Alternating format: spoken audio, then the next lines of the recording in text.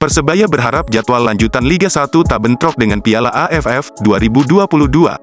Publik sepak bola nasional sedang memperbincangkan kembali bergulirnya Liga 1 pasca tragedi Kanjuruhan.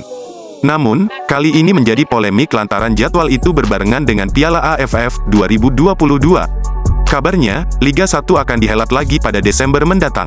Masalahnya, Piala AFF 2022, yang merupakan pesta sepak bola Asia Tenggara akan berlangsung pada tanggal 20 Desember 2022, hingga tanggal 16 Januari 2022.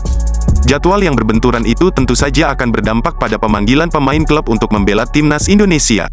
Seperti edisi sebelumnya, kekuatan klub akan tereduksi dengan kehilangan pemain penting yang tampil di Piala AFF 2022.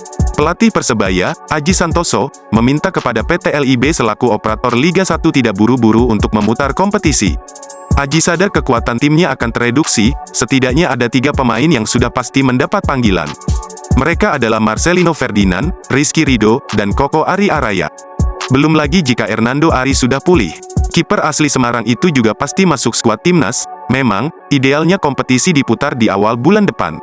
Apalagi, persiapan tim kami sudah sangat bagus. Kalau menurut saya biar lebih fair, kompetisi harus diliburkan saat AFF.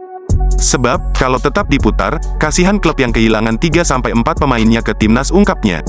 Persebaya termasuk klub yang kerap dirugikan dengan pemanggilan timnas Indonesia. Sebab, klub berjulukan Bajul Ijo itu termasuk yang paling banyak menyumbang pemain ke skuad Garuda. Musim lalu, Persebaya sudah terdampak dengan terseok-seok saat bersaing di Liga 1 akibat kehilangan pemain timnas Indonesia. Situasi serupa bisa terjadi lagi jika jadwal kompetisi dan Piala AFF 2022 kembali bertabrakan. Padahal, kompetisi yang dijalankan harus berkualitas. Kalau kompetisinya berkualitas, itu juga akan berdampak ke timnas Imbu pelatih berusia 52 tahun tersebut.